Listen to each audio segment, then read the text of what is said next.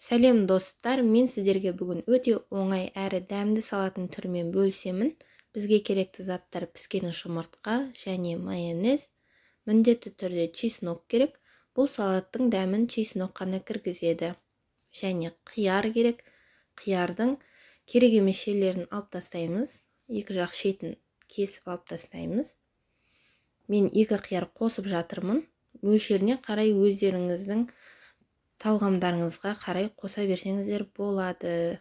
Көбірек қылып та істесеңіз болады.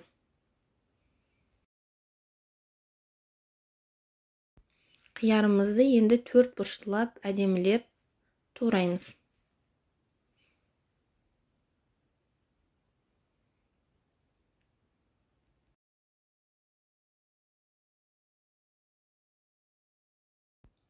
Турап болған соң бәрін бір ыдысқа саламыз.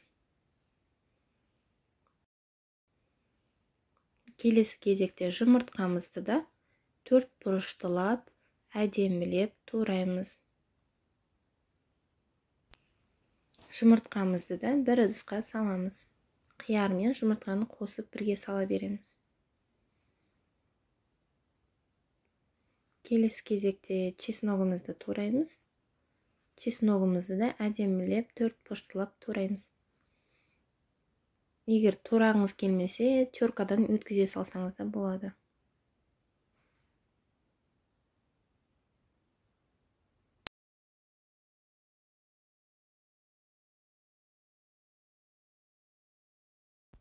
Чесногымызды турап болған соң, чесногымызды да салаттың бетіне қосамыз.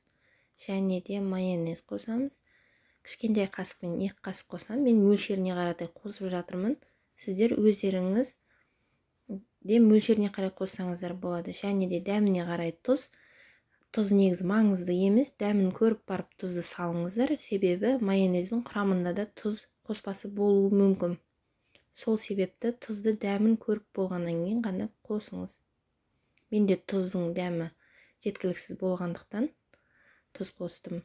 Енді салатымызды өңдеп салып қоямыз. Жасап көріңіздер, өте дәмді болады.